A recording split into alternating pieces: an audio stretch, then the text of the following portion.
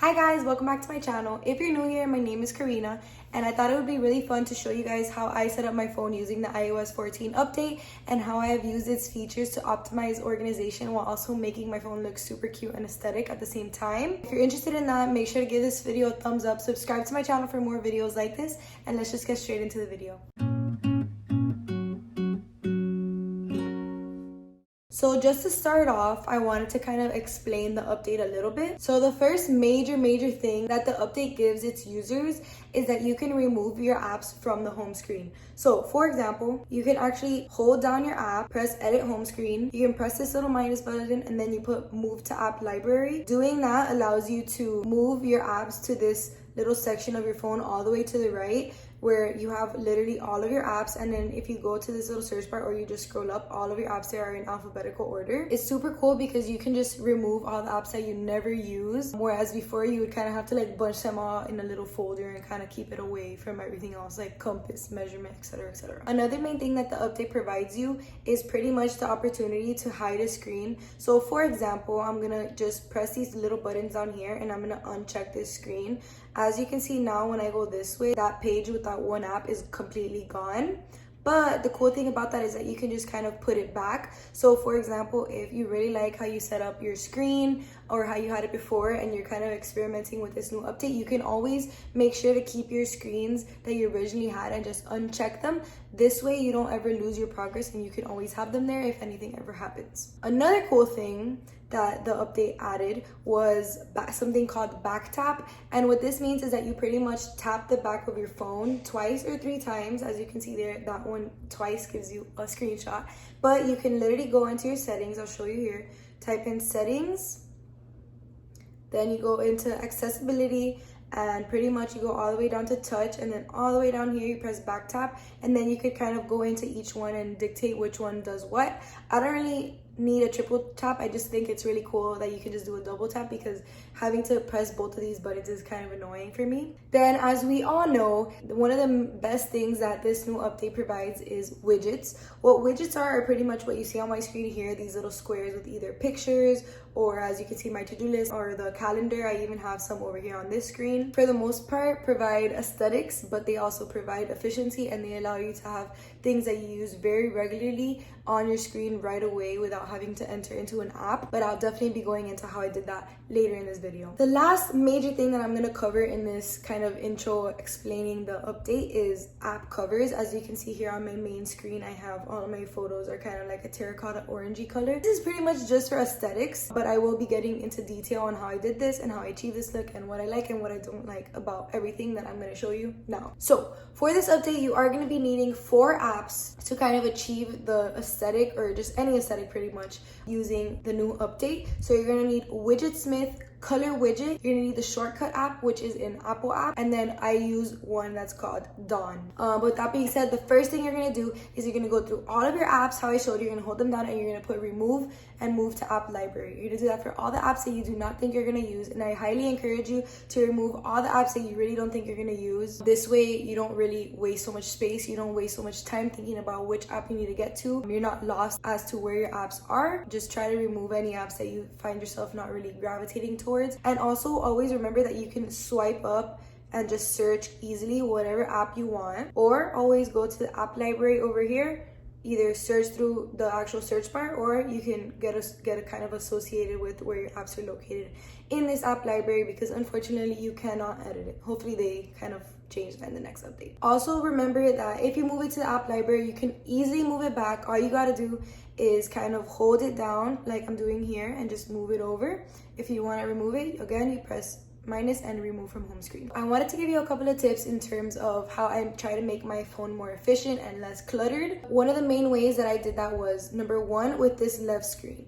Having my calendar, reminders, maps, and weather kind of allows me to remove that app from my home screen and not have to have that there. It's easily accessible, and those are apps that you don't really use that often, but you do also kind of gravitate to in special circumstances, like you need to check the weather or you need to drive somewhere new. I think that this just ties into kind of like helping you reduce the clutter and reduce the amount of apps that you actually have on your home screen. Another thing that I really liked that I figured out and I kind of organized is if you swipe down in your control center, you can actually have your camera, alarm, notes, battery saver, what's it called, low power mode, your wallet, calculator, screen recorder, and flashlight. So this enables you to kind of remove your camera, alarm, and notes app from your home screen so that you can even have less clutter. Once you have all of your apps move to the app library and you're ready to kind of take on the organization and the aesthetics of it all, what you're gonna do is I'm first gonna explain each of the apps. So moving on to Widgetsmith first.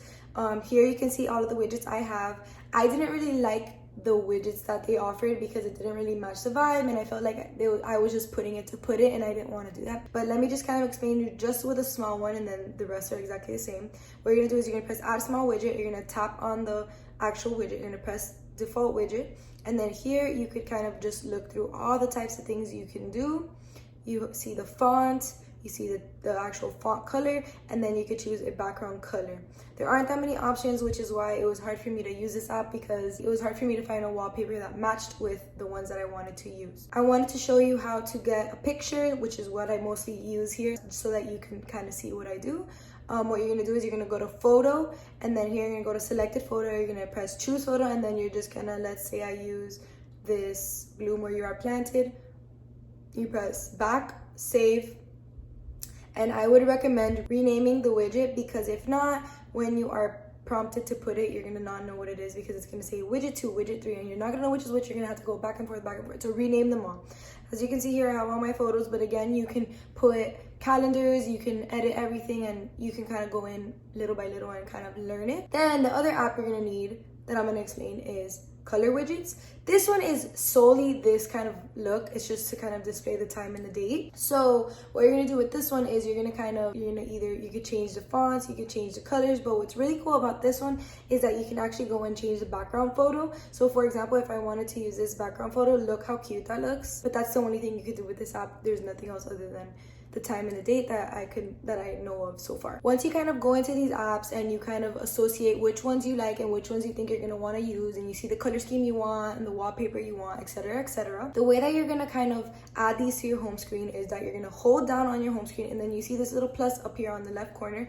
If you want any of these apps, what you're gonna do is you're gonna go all the way down, and you are going to go either to color widget or to Widgetsmith. I'm going to go to Widgetsmith because Widgetsmith is a little bit more complicated. Color widgets, it's literally just one thing, so you just tap it and it enters it. But with Widgetsmith, for example, let's say you want a small one, you press add widget, and if you don't want that, it's just going to default one. You're going to hold it down, you're going to press edit widget, and then you're going to kind of tap on which one you want. So this is where I said to rename, because then it allows you to kind of know which one you're going to choose. So let's say I'm going to put good things are coming.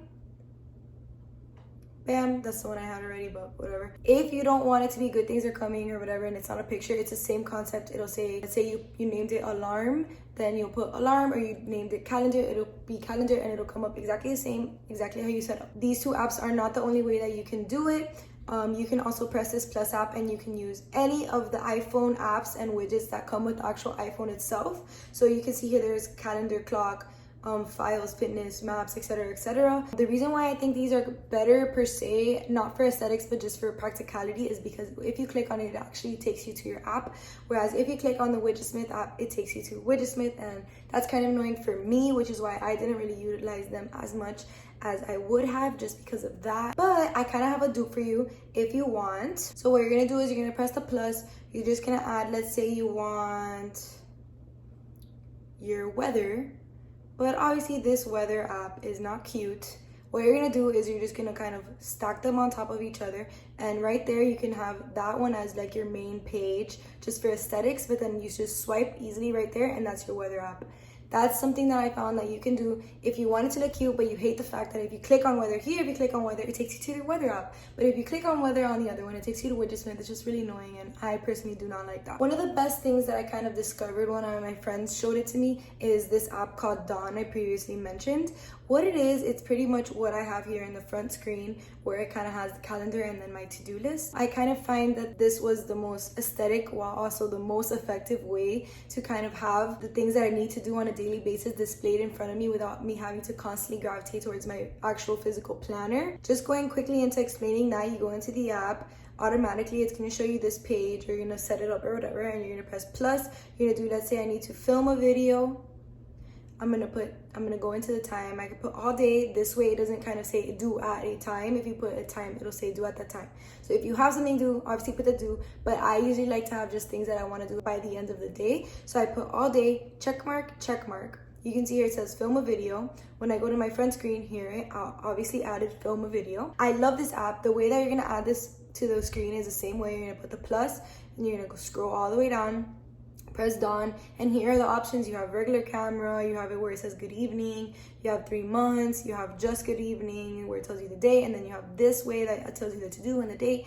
But I really thought that it was really cute if you put them separately the way that I just did on my main screen. Once you get kind of accustomed to the kind of widgets and the apps that you have, and kind of looking at the options and the different things that you can use on your phone, I would recommend kind of going through and adding all the widgets that you like to your home screen that you think you're actually gonna use. Try to limit it as much as you can because you don't wanna have 1,000 widgets and it's just gonna be super complicated. I try to have it very minimal and very effective. So once you have all of that set up, you have all of your apps taken out, and you have all the widgets that you want to use out for sure, including photos. If you need inspiration, Pinterest is the play. You can also use Google, but I use Pinterest. The last step, and probably the most complicated, it's not too complicated, but it is the most complicated, is this new idea of having an app cover. As you can see here on my front page, I have them. They're all like orangey. I'm going to show you guys kind of how I did that. So what you're going to do is you're going to go into your shortcuts app. I have it right here.